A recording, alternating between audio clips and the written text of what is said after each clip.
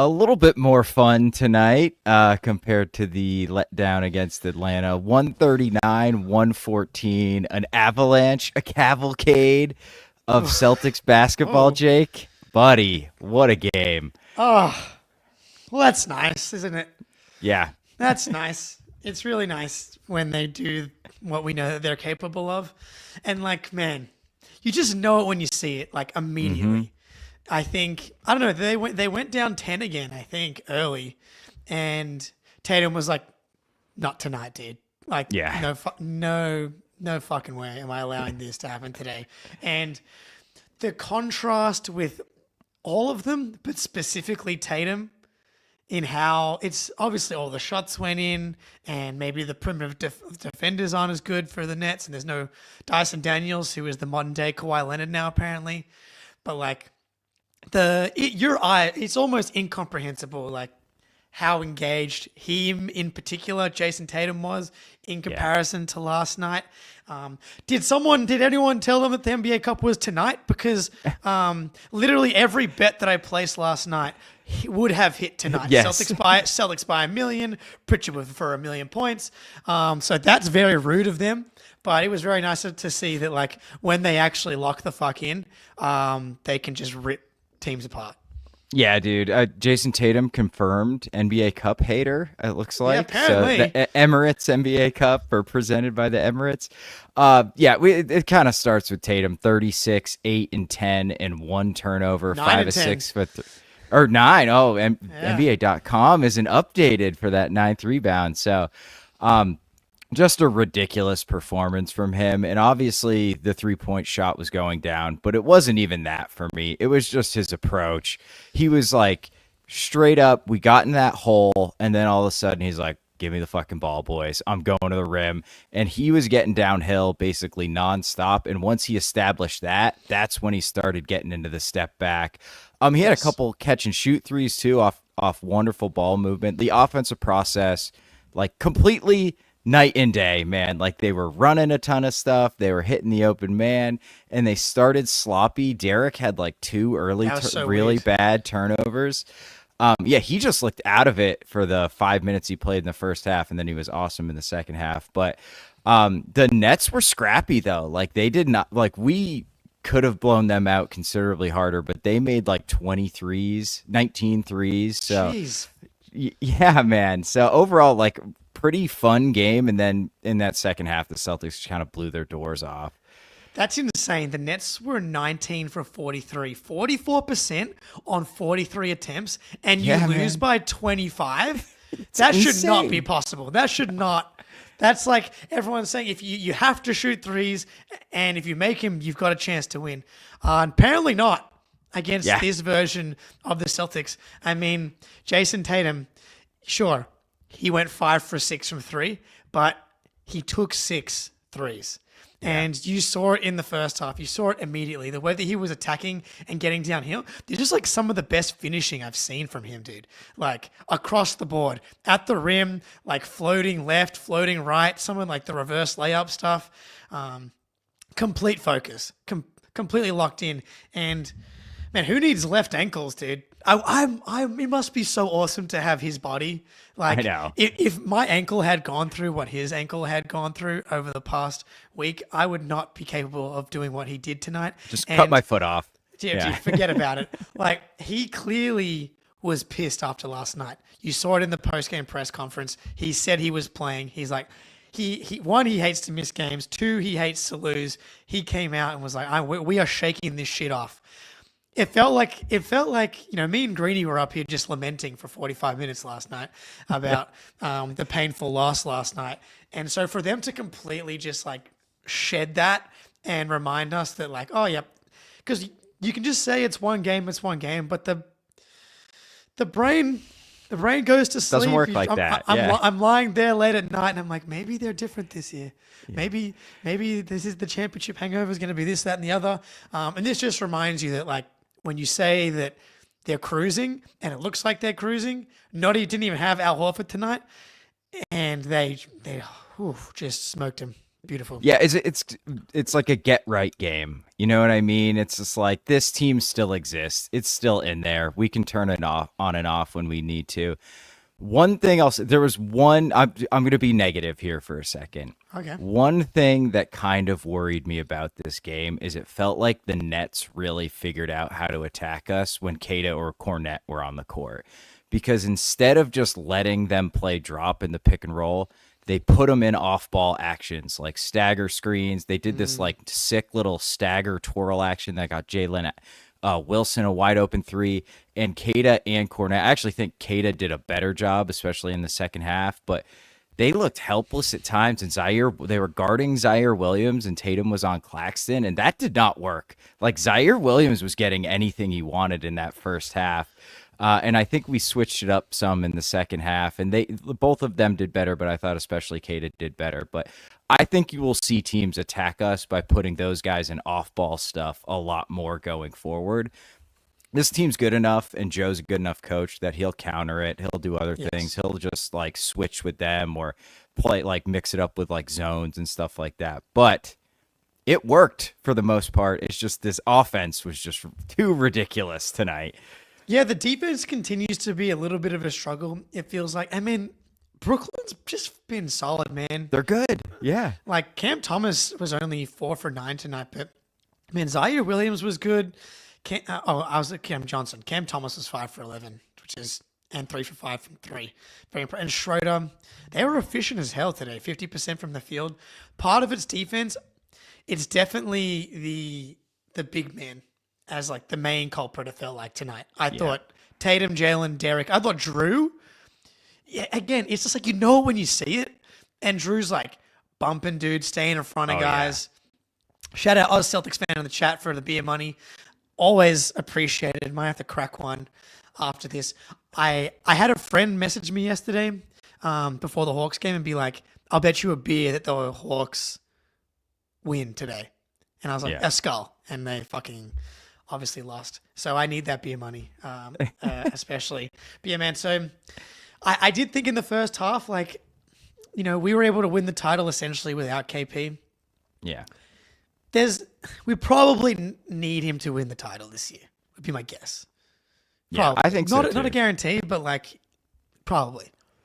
Yeah, I mean, look, man, everyone's trying to like discount the Celtics title because of injuries, but like they did have a nice run to the finals, and like everybody picked the Mavs. Like I don't count the Mavs in that at all. Like they were, they deserved to win the West, but it's just probably not going to break for us like that again this year. And Cleveland's better, but man, some of these East teams suck. Maybe not, dude. dude. So maybe it will break for us again. But I tend to agree with you that it feels like we're going to need KP. But another dude who is incredible defensively I thought Pritchard was awesome tonight. Like he did really well on Cam Thomas too, like just completely sticking with him.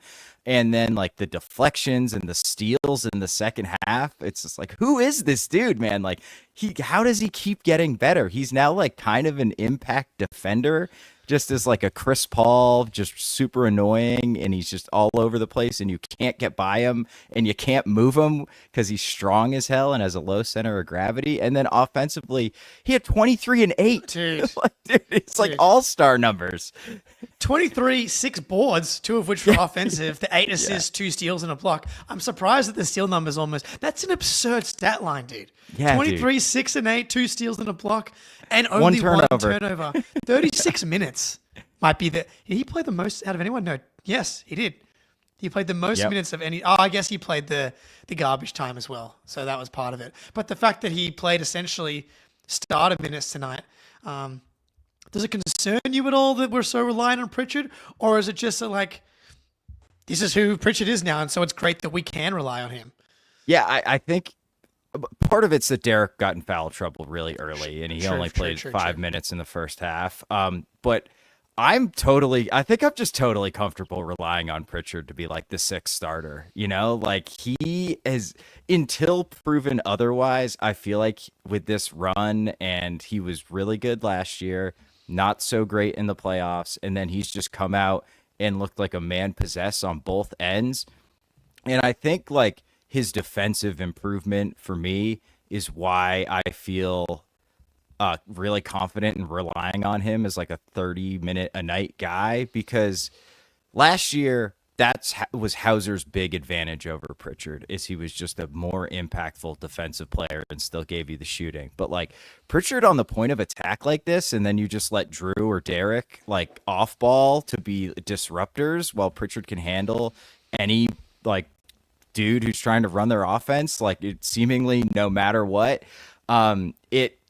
It's just going to earn him a bunch of minutes, especially with the way he's shooting the ball and the way he's like finding guys and getting into the lane and just basically not making mistakes either. So I don't know. Are you worried that like Peyton Pritchard's 30-minute a night guy on what should be the best team in the NBA? Well, no, it's hard to be worried when he's like, we should be playing this much. It's like, why would I not play the dude that's like averaging 17, 18 a night on like almost 70% true shooting while also giving you rebounding, while also being solid defensively? Like, there's no reason to be like worried unless that the shooting has been insane. Obviously, he was cold last night, but like, I don't know, man. It's obviously he's not going to shoot 50% from three, but 40+% on the types of shot. And it's not just like the straight up 3-point percentage. It's as we covered on the Peyton Pritchard deep dive, it's the shot profile coming off screens, pull-ups. They're just trusting him with way more this season. Yeah. I honestly, because I watched this game on delay because I had work and then had to watch it, so I couldn't follow the box score as I was going because I like to watch it clean. And I didn't even notice that he was racking up all of these stats like that. That's crazy stuff from this dude, man. Like that's six man of the year shit. And yeah, it's gonna solidify him in that spot. I feel like we've talked about another guy that I thought made me feel good and is encouraging. Sam Hauser tonight, 4 for 10 from three. And again, so he played 25 minutes. So I think that's the most he's played since coming back from the back injury. And between that, I was watching a video of like his warm-ups. I think he's starting to look better. Obviously, he made 4 of his 10 threes tonight. But again, he had more. He's been rebounding really well this season as well. That's the big thing for me. Yeah, the rebounding's coming back for sure. Yeah, I think that's huge for him. And that's become a big part of his game on both ends, offensive and defensive. So to give you that sort of stuff, I thought he had one shot I thought that he shouldn't have taken when he was like off balance and it was super contested. But other than that, I thought he played a really clean game, getting to loose balls, hustling, and then obviously like he hit those. You have to hit those punish threes when we create advantages or you get a stop, you're on a run, Hauser flies to the corner or like semi-transition coming off a screen and he hits a shot to make it like a 7-0 run. That's like the staple of this team, and why they're able to get to these crazy deficits is when you've got him and Pritchard in particular now as well, but like those two dudes hitting like these run extending shots that just like feel like there's nothing you can do with this team if Sam Hauser's also cooking you. Yeah, absolutely. It was like what we were talking about on IR, or it might have been the pod a couple of days ago, where it's like when Hauser is forcing teams to make decisions about him, you're fucked. Like you cannot do that against this team, against their 8th man. And yeah, all of a sudden Hauser, 3 of the last 5 games, he's at 40% or higher from 3. He's 6 of 13 in the last 2 games. So like he's fine. The shot's still there. He just was in a little rut. It happens with dudes who rely on threes for their offense. And I thought he definitely looked more comfortable defensively tonight than he has recently. Like he had one possession on Cam Thomas where Thomas tried to get him on the step back and he like shut him down twice, and then Cam Thomased it and shot it anyway, and it wasn't even close. And he was like right on his shooting hand. It was a perfect contest without fouling. And I feel like we've not seen a ton of that Sam Hauser, and I'm sure it's the injury. Like it's definitely the fault of the injury. So if he gets right, if he gets healthy, if he's back to playing defense, like that, we've really been missing those positive bench wing minutes. And if him and Pritchard are playing like this, I mean, this team is like bordering on unbeatable. is beautiful. You just shout out the chat, everybody that's here. Good to see you. There will be no late night tonight, so we'll go an extra few minutes here because we're not doing late night. But tomorrow morning, me and Spoonie are going to be joined by Drew Carter of NBC Sports Boston and the voice of the Boston Celtics. So we'll save a bit of stuff for tomorrow, but yeah, we'll go a couple extra minutes here. But I thought, Hauser obviously incredible. Talk about Drew, and then so Drew, I thought was excellent tonight. Yeah. On the short roll, he hit a big dagger three, but 6 for 11 from the field, 6 rebounds. Seeing them get some offensive rebounds after last night was really nice, because they were the ones that were bringing the game to the Nets, and we talked about last night, you have to respect the game. You have to respect these NBA teams. Doesn't matter who's out there. And it didn't feel like they did that last night. They got up 15 and they did kind of like the old Celtics thing where they relaxed. They did not do that at all tonight. The Nets kind of hit a couple of shots. They got it down to 11, which is that's just what happens in the NBA. And then they went back and then it went up to 30. So I thought that was really encouraging. I thought Drew was a big part of that because him getting offensive rebounds and playing good defense is indicative of how the team is playing from a focus and intensity perspective. Yeah, for sure. And they did such a good job of taking care of the ball. And, the Nets, they are long. They have good defensive players. They're not that Atlanta game was just nuts and Dyson Daniels was playing out of his mind. But the Nets aren't some horrible defensive team. And they had 4 turnovers in the first quarter, ended with 7. And the Celtics turned the Nets over 12 times. So, and they had 3 offensive rebounds. You cannot lose to this team on the margins like that, especially when they're shooting the shit out of the ball like they were tonight. There's basically no way to keep up with them if you're going to get beat on the margins by the season. Yeah, that's a really good point about Drew.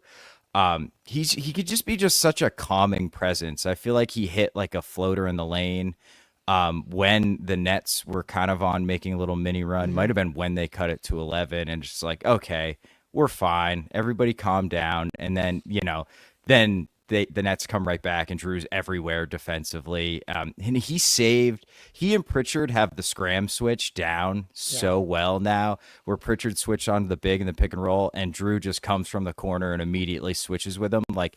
The offenses are not creating advantage at all there. And that's so huge to limit some of Pritchard's weakness is defensively, and to be able to have a guard. We've had now a decade of guards who can do that for undersized point guards with Marcus Smart and now Drew Holiday.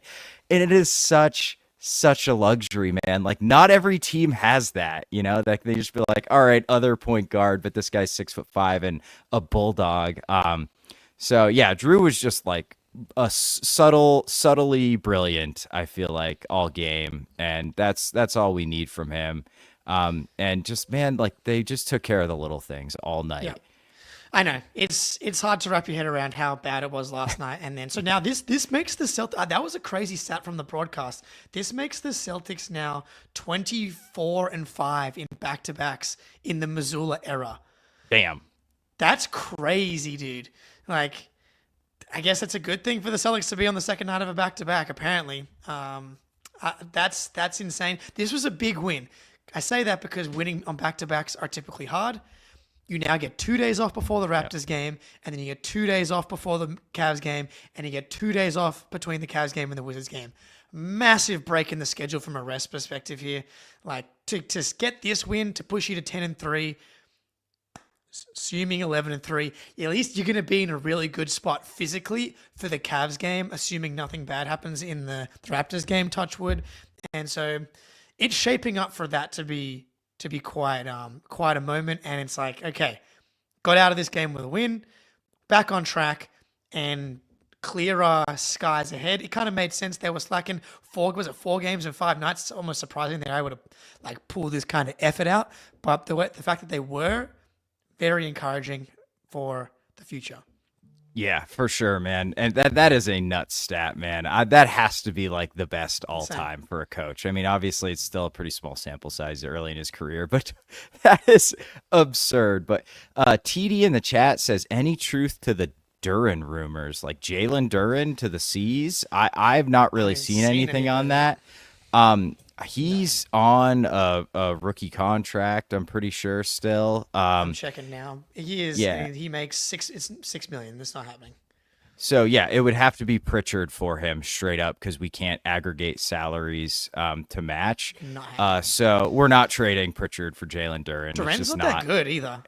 He's He's fine. super limited, man. He's so limited, and he looks like a better defensive player than he is Correct. because he gets super loud blocks, and it's like, oh my god, but he's actually not that great defensively. So, I don't think from a cap standpoint you can really make that happen, and I don't think he's worth it, frankly, like because it has to be Pritchard essentially. Yeah, that's not happening. So No, don't know where that rumor has come from. But yeah, Spoonie, that should probably do us for tonight. yeah, Thank you everybody for being here. We'll be back tomorrow. Drew Carter, we're talking Nets. We'll talk. I saw the Knicks lost to the Bulls. So we'll be doing some Schadenfreude stuff tomorrow yeah. as per usual. Spoonie, it's been a pleasure. Everybody, good to see you. Celtics back in the win column. Till next time. Peace.